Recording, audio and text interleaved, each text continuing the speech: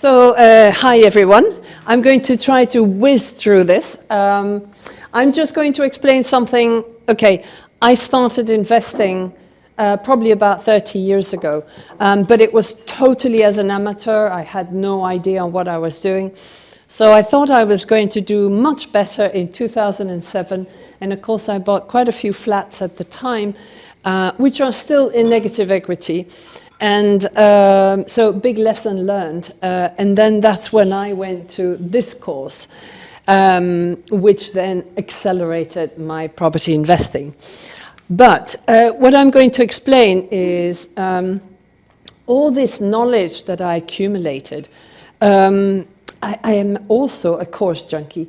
I believe in reading lots of books and going on courses and getting motivated and inspired by what other people say, just like Tristan and Buddy. Of course, Buddy I know from a long way back because he was a team member at Cambridge and hopefully comes back. But Tristan's story, don't forget that he has an article about him in the NRLA magazine, which he hasn't sort of said anything, but very inspiring when you hear young people going on their starting their property journey. Anyway, we lived in just north of Cambridge. It was an okay house, but for some reason I thought it would be a good idea to have a place. I have 2 horses, to have a place for my horses and my daughter as well. But we fell onto this property, which is a farm, a small farm, but a big garden, if you like. But you wouldn't make any money with a farm like that. And so here is the, on the bottom right, I can't see where this laser thing goes. It doesn't work, okay. But anyway, this is the house. And this is sort of barns and derelict stuff. But this I rent out to a farmer. This is storage, and the more storage you have, the more you keep. I have to stop being a hoarder, I think. Anyway, all these are going to come down, but these 2 are going to be converted at some point, and that's what you see over there, an old Nissan hut, and we have permitted development. Class Q. So anyway, we found this farm, quite a normal house sort of thing.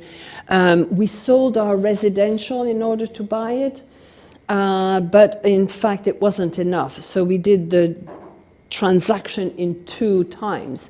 One, we had an option for the rest of the land, and that was number 2, and the first part was the house with a little bit of land on both sides. So on this side and that side. And of course we had to sell another house. My husband had a house in London for many, many years, 1972 I think, and of course the value had gone up quite a bit. However, we would have had to pay huge capital gains tax had we not started an LLP, limited liability partnership, which allows us to sort of get that capital gains at a much later date. So what we're doing for this farm, we're sort of changing it into an eco farm. This wasn't the project, but you get into this. I'm at that stage in my life where I want to do something, save the planet and all that, save wildlife. So this is an excellent sort of project for the rest of my life, I think.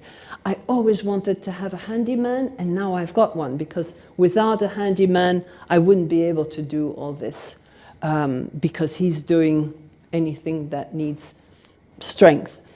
Okay, so this is what it is now, 2024. We've increased the size of our house. Thank God my husband paid for that, because I wouldn't have been able to.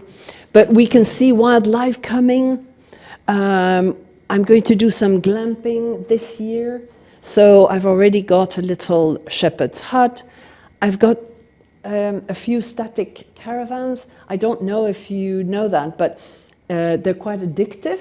So you buy one and you think you need to buy a second and a third. Anyway, I've got 3 of them. One is for the handyman.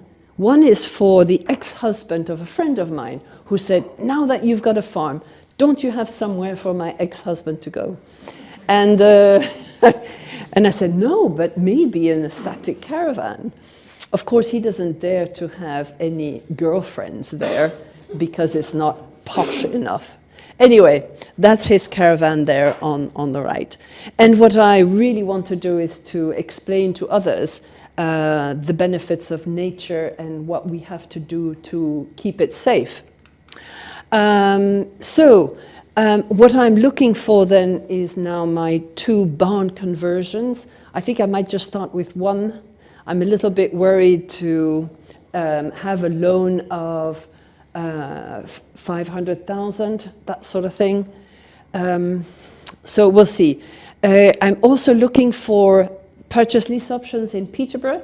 If you have any contacts or deal sources in that area, please let me know, because I've got a good maintenance team. I ended up, during my mastermind, that program here, to buy 6 houses in Peterborough, and I already had a flat, but a good flat, that one.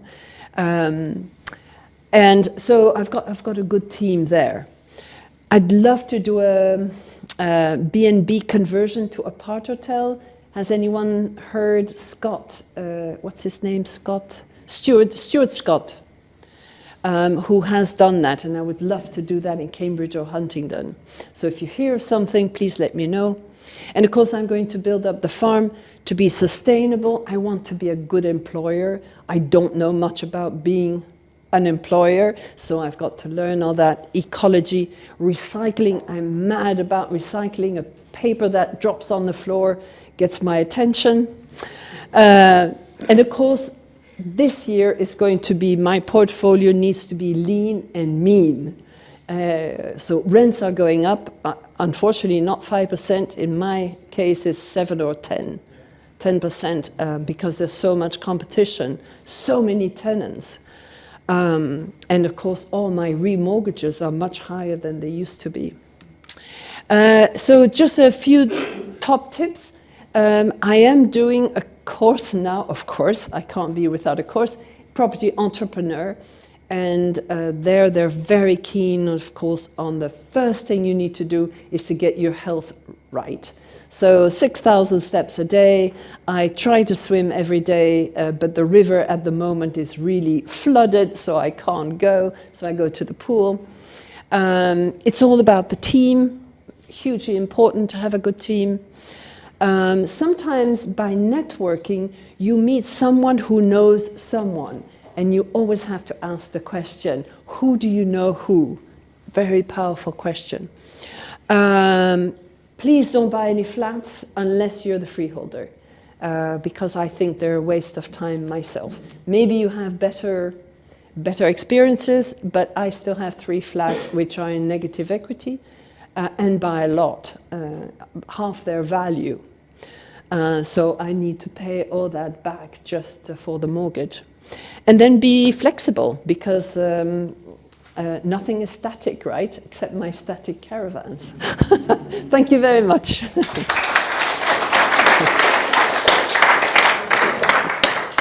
I borrow the lapel? Oh. Thank you very much indeed. Got it. Thank you so much. I know. See if this works. Thanks, Christine. So I think what we got there was 3 very different investors, 3 very different strategies. So hopefully you picked up a bit from each one of them. So thanks everyone for taking part and listening to all that. Who subscribes to this magazine? Good. Some people do. I recommend it. We have a special offer tonight, so come and see me. That's a QR code. Is it yours? That's mine. That's Ash Tree Road. No way. And I know because Darby took a photo.